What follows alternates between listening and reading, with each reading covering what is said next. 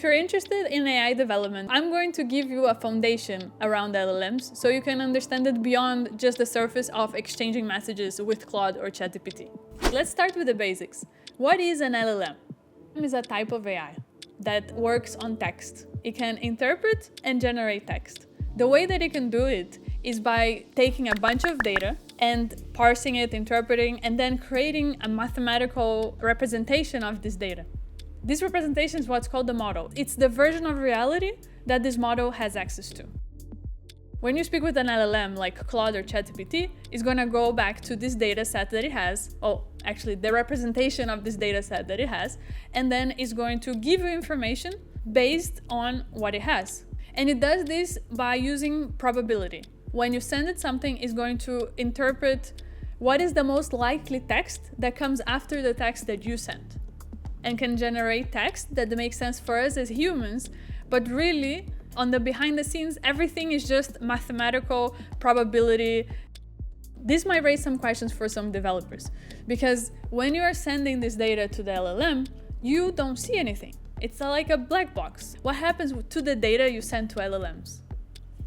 The answer is that it depends. It depends on the company, depends on the policy. For example, Anthropic has a policy of not using your data, but other companies actually use your data to train the model further. And so some more conservative companies are concerned of just simply sending their data to another company because they don't know what is going to happen with it. And that's why some companies choose to go offline. But what does that mean for an LLM? Well, an offline LLM basically means that the model that was trained can be downloaded to your machine.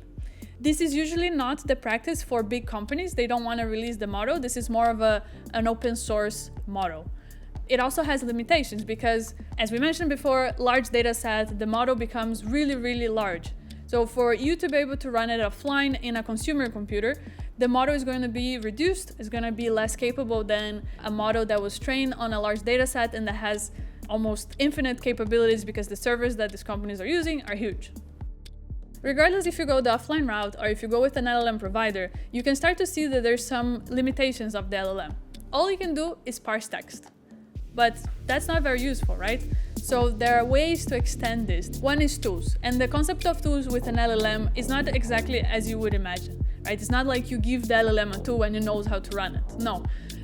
The way that development works with the LLM and a tool is you send an initial text to the LLM and the LLM is going to be like, hey, I cannot access this information, right? So for example, the user is going to talk to the client. It's going to say, hey, what do I have in my calendar today? The client is going to send that to LLM. LLM is going to be like, hey, I don't know. So then it's going to go back to the client. The client is going to run some tool that is going to go to your calendar without your interaction. It's going to go to your calendar and it's going to send that back to the LLM. And the LLM is then going to parse this. So remember, it just parses text. And it's going to send back the information in a format that you, human, can understand. The client is going to send that to you. Right? So this is a tool. A tool is not that the LLM is doing anything. It's just that someone is providing more information to the LLM and it can interpret what it means. Another way that you can expand an LLM capability is by using something called RAG. So RAG is, in just simple terms, a database that you can sort of connect to the LLM. The difference is that there is a lot of framework around how the LLM is going to retrieve this data, but basically it gives the LLM a data set that it can use to fetch more information. So this way, every time the LLM is going to give you an information, it's going to use this to give you a more accurate information. Now this means that every single time that the LLM is going to talk to you, if you're using this method, it's going to have to go and grab this information. So it might make things a little bit slower. Another way that you can achieve something similar-ish is if you use fine-tuning. So fine-tuning an LLM means that, you have the model. Fine-tuning means expanding the model with the data set that you provide to it. So you're going to have to actually train the model further, and this new trained version is going to have access to the representation of the data set. So remember that there's not a direct link between the data that it has and the model that it becomes, right? So when you fine-tune an LLM, it's not going to be as specific or as accurate as an RAG. So now that you understand how LLMs work, let's talk about some things you need to take into account when you're developing with AI. The first thing is prompt engineering. In a traditional programming app, you're basically gonna write the logic and the code is gonna run the logic for you. The equivalent in LLM is the prompt.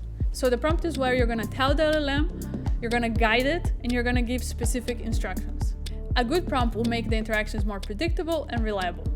For example, if you have a workout app and you want this workout app to follow a specific guideline, you're gonna have to write a prompt that's gonna do that. Otherwise, every time someone generates a workout, it might just be different each time. It might generate workouts that just use barbells or might use workouts that have no weight. If you wanna guide the LLM to, for example, focus on only exercises without any weight, you're gonna have to include that in the prompt.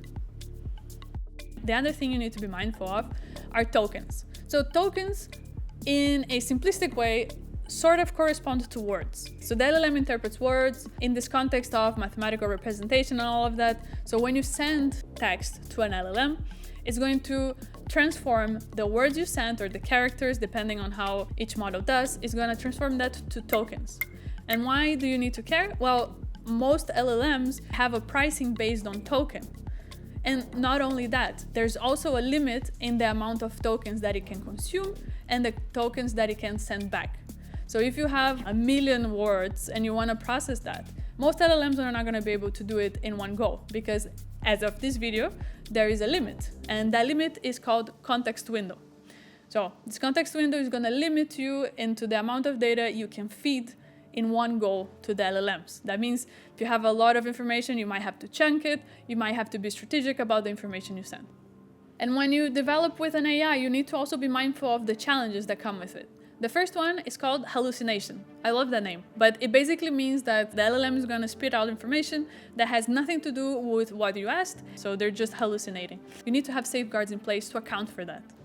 Then there's honestly endless things that you're gonna need to worry about. You need to think about bias. The data set was trained on specific information that might be very biased. So you might need to take into account so that you can sort of balance it out a little bit. There's also the problem that we mentioned before about consistency, right? Writing a good prompt is going to improve the consistency, but it's still, the LLM is interpreting things and just giving you text on the fly, right? So it's not going to be consistent 100% of the time. So the mental model of development needs to change a little bit, because if you just think about how you used to do app where you have full control of the logic, that's not gonna work for an LLM because you don't have full control as you do with regular programming. That's it. That's actually just scratching the surface of an LLM, but hopefully with this information, you can get started on your journey to learn more about AI development and build amazing apps. I hope this was useful. Thank you for watching and see you in the next one.